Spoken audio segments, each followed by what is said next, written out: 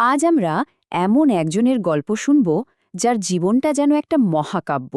সত্যকে খুঁজে বের করার জন্য তিনি কি না করেছেন, সাম্রাজ্য, দশক, ধর্ম সবকিছু পার হয়ে গেছেন। ভাবা যায়, একজন রাজপুত্র থেকে দাস, আর সেখান থেকে সোজা নেতা। চলুন আমরা একটু কল্পনা করার চেষ্টা করি। সময়টা অনেক আগে, জায়গাটা মদিনা। একটা জানাজা চলছে, আর সেই ভিড়ের মধ্যে একজন অপরিচিত লোক খুব গোপনে নবী মোহাম্মদ সাল্লাল্লাহু আলাইহি ওয়াসাল্লামকে অনুসরণ করছেন। তার চোখে মুখে একটা ডেসপারেশন, যেন কিছু একটা খুঁজছেন তিনি। যেভাবেই হোক নবীর আরও কাছে যেতে হবে তাকে। তো এই যে রহস্যময় লোকটা, চলুন প্রথমে তার ব্যাপারেই জানি। লোকটা ভিড় ঠেলে ঠেলে নবীর ঠিক পেছনে চলে গেলেন। হঠাৎ নবী যেন কিছু একটা বুঝতে পারলেন। তিনি তার কাঁধ থেকে চাদরটা নামিয়ে নিলেন, আর ঠিক তখনই লোকটা নবীর পিঠে একটা বিশেষ চিহ্ন দেখতে পেলেন। আর কি আশ্চর্য, চিহ্নটা দেখা মাত্রই তিনি কান্নায় ভেঙে পড়লেন। চারপাশে যারা ছিল সবাই তো অবাক, হচ্ছেটা কি? তাহলে কে ব্যক্তি? ইনিই হলেন সালমান আল ফার্সি। আর এই কান্নার পেছনের গল্পটাই হল তার অবিশ্বাস্য জীবন কাহিনী, যেটা তিনি নিজেই পরে শুনিয়েছিলেন। তিনি বলছিলেন, আমি মদিনায় এক ইহুদির দাস ছিলাম, কিন্তু আমি সবসময় দাস ছিলাম না। আমি এসছিলাম পারস্য সাম্রাজ্য থেকে, যেখানে আমার বাবা ছিলেন একজন বড় সর্দার। তাহলে চলুন এবার আমরা একদম শুরুতে ফিরে যাই, দেখি কিভাবে একজন সর্দারের ছেলের এই অসাধারণ যাত্রার শুরু হয়েছিল।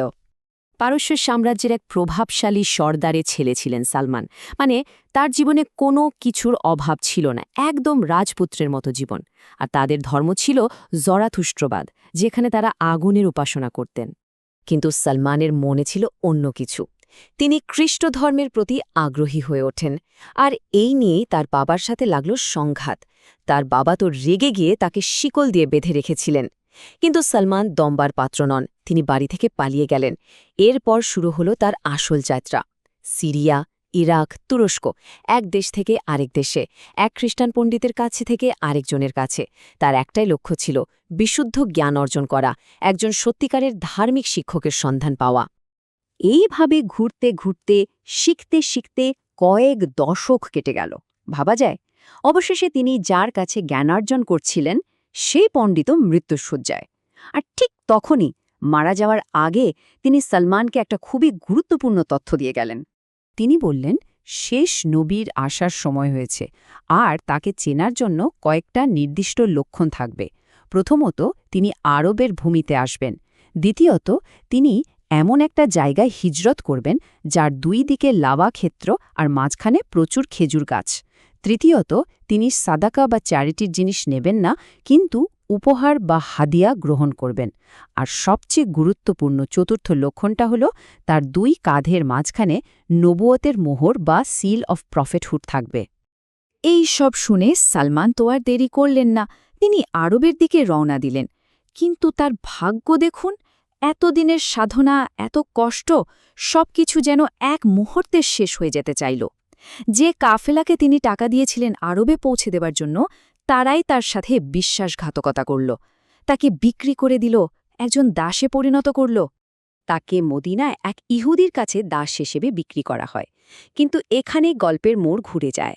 মদিনায় এসে সালমান দেখলেন, আরে, এই তো সে খেজুর গাছে ভরা শহর, যার দুই দিকে লাভা ক্ষেত্র। ভবিষ্যৎবাণীর সাথে মিলে যাচ্ছে। তার মানে তিনি ঠিক জায়গাতে এসেছেন। এখন শুধু অপেক্ষা আর দেখার পালা। তো সালমান নবিসাকে পরীক্ষা করার সিদ্ধান্ত নিলেন। তিনি কিছু খাবার নিয়ে গেলেন এবং বললেন, এটা সাদকা। নবী তার সঙ্গীদের খেতে বললেন, কিন্তু নিজে একটুও খেলেন না। প্রথম লক্ষণ মিলে গেল। কিছুদিন পর সালমান আবার কিছু খাবার নিয়ে গেলেন, কিন্তু এবার বললেন, এটা হাদিয়া বা উপহার। নবী এবার তার সঙ্গীদের সাথে নিজেও খেলেন। ব্যাস, দ্বিতীয় লক্ষণও মিলে গেল। দুটো লক্ষণ তো মিলে গেল, কিন্তু সবচেয়ে বড় আর ব্যক্তিগত যে চিহ্নটা, নবুয়তের মোহর, ওটা কিভাবে দেখবেন? তিনি তো একজন দাস। নবীর এত কাছে যাওয়া তো তার জন্য প্রায় অসম্ভব। কি করবেন তিনি এখন? আর এই প্রশ্নের উত্তর পেতেই আমরা গল্পের শুরুতে ফিরে যাই, সেই জানাজার দৃশ্য। সালমান সুযোগ খুঁজছিলেন। নবী সাল্লাল্লাহু হয়তো তার মনের অবস্থা বুঝতে পেরেছিলেন। তিনি ইচ্ছে করেই তার কাঁধের চাদরটা এমনভাবে সরালেন যাতে সালমান সেই মোহরটা দেখতে পান। আর যেই না দেখা, সালমানের বহু দশকের দীর্ঘ যাত্রা, তার সব কষ্ট, সব অপেক্ষা, সব যেন এক মুহূর্তে সার্থক হয়ে গেল। তিনি কান্নায় ভেঙে পড়লেন। সত্য তো খুঁজে পেলেন, কিন্তু তার যাত্রা তো এখনও শেষ হয়নি। তিনি তো এখনও একজন দাস। এবার তার চ্যালেঞ্জ হল স্বাধীনতা অর্জন করা। তার মনিব মুক্তির জন্য যে দাম চাইল সেটা ছিল প্রায় অসম্ভব। ৩০০টা খেজুরের চারা লাগাতে হবে, আর তার সাথে দিতে হবে বিশাল অঙ্কের সোনা। একজন দাসের পক্ষে এটা জোগাড় করা কিভাবে সম্ভব? কিন্তু সালমান তো আর একা ছিলেন না।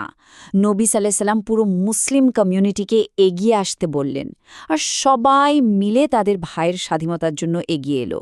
কেউ চারা দিল, কেউ সোনা দিল। সবাই মিলে সেই অসম্ভব মূল্য শোধ করে সালমানকে মুক্ত করে আনল। আর মুক্ত হয়েই সালমান প্রমাণ করলেন তিনি কতটা মূল্যবান। খন্দকের যুদ্ধে যখন 10,000 সৈন্যের এক বিশাল বাহিনী মদিনা আক্রমণ করতে আসছিল, তখন সবাই দিশেহারা। ঠিক সেই সময় সালমান পারস্যের এক ডিফেন্সিভ স্ট্র্যাটেজির কথা বললেন। শহরের চারপাশে বিশাল পরিখা বা ট্রেঞ্চ খনন করা। আরবের মানুষ এই কৌশল আগে কখনো দেখেনি। আর সালমানের এই বুদ্ধি পুরো যুদ্ধের মোড় ঘুরিয়ে দিয়েছিল, মদিনাকে বাঁচিয়েছিল। সালমানের এই অবদানের পর তার সম্মান অনেক বেড়ে গেল। মদিনার আনসার আর মক্কা থেকে আসা মুহাজির দুই দলই চাইছিল সালমান তাদের দলের হোক। এই নিয়ে যখন কথা চলছে, তখন নবী সাল্লাল্লাহু আলাইহি ওয়াসাল্লাম এমন একটা কথা বললেন যা সব কিছু থামিয়ে দিল। তিনি বললেন, সালমান আনসারও না, মুহাজিরও না। সালমান আমাদেরই একজন, আমার পরিবারের একজন। এর চেয়ে বড় সম্মান আর কী হতে পারে? এরপর কেটে গেছে ২০ কয়েক বছর। সালমানের জীবন যেন একটা বৃত্ত সম্পূর্ণ করল। যে পারস্য থেকে তিনি একদিন পালিয়েছিলেন, সেখানেই তিনি ফিরে গেলেন। তবে এবার পলাতক হিসেবে নয়, একজন নেতা হিসেবে। তাকে পারস্যের রাজধানীর গভর্নর বানানো হয়েছিল। ভাবুন একবার, তার বেতন ছিল ৫,০০০ সোনার মুদ্রা। কিন্তু তিনি কি করতেন জানেন? পুরো বেতনটাই গরিবদের মধ্যে বিলিয়ে দিতেন। এতটাই সাদাসিধে জীবনযাপন করতেন যে তার নিজের কোনো বাড়ি পর্যন্ত ছিল না। তার সততা আর ন্যায় বিচারবোধ ছিল অবিশ্বাস্য। একবার তো তিনি খলিফা ওমর রাকে সবার সামনে থামিয়ে দিয়েছিলেন। তিনি খলিফাকে জিজ্ঞেস করলেন, আমরা সবাই একটা করে কাপড় পেয়েছি, কিন্তু আপনার জামা বানাতে তো 2টো কাপড় লেগেছে। এর ব্যাখ্যা না দেওয়া পর্যন্ত আমরা আপনার খুতবা শুনব না। চিন্তা করুন, খোদ খলিফাকে পাবলিকলি প্রশ্ন করার সাহস। এটাই প্রমাণ করে সত্য আর ন্যায়ের কাছে তিনি কতটা অবিচল ছিলেন।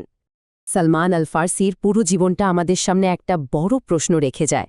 আচ্ছা, সত্যের আসল মূল্য কি?